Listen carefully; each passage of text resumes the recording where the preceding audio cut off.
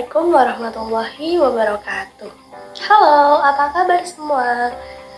Sebelumnya, izin memperkenalkan diri, saya Aulia Zikuna Nafisa dengan NPM 2313031073. Saya akan memandu pelajaran ekonomi pada kali ini. Kira-kira untuk pertemuan kali ini kita akan membahas apa ya? Langsung saja kita masuk ke pembahasan kita kali ini. Kali ini kita akan membahas tentang circular flow. Ada yang tahu apa itu circular flow?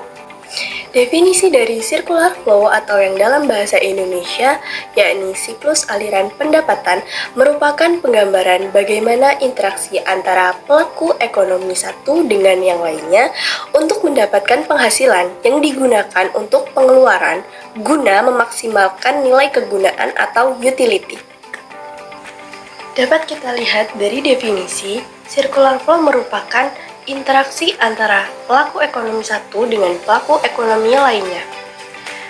Lalu, siapa saja sih pelaku ekonomi yang menjadi penggerak dari siklus aliran pendapatan?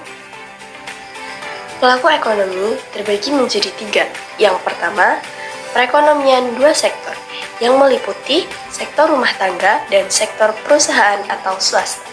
Yang kedua, perekonomian 3 sektor, yang meliputi sektor rumah tangga, sektor perusahaan atau swasta, dan sektor pemerintah. Yang ketiga, yakni perekonomian 4 sektor, yang meliputi sektor rumah tangga, sektor perusahaan, sektor pemerintah, dan juga sektor luar negeri. Lalu, apa saja sih peran dari masing-masing pelaku ekonomi? Yang pertama, dari sektor rumah tangga. Sektor rumah tangga terdiri dari masyarakat. Sektor ini menghasilkan pendapatan yang diperoleh dari interaksi dengan sektor perusahaan dan juga sektor pemerintah. Mengapa demikian?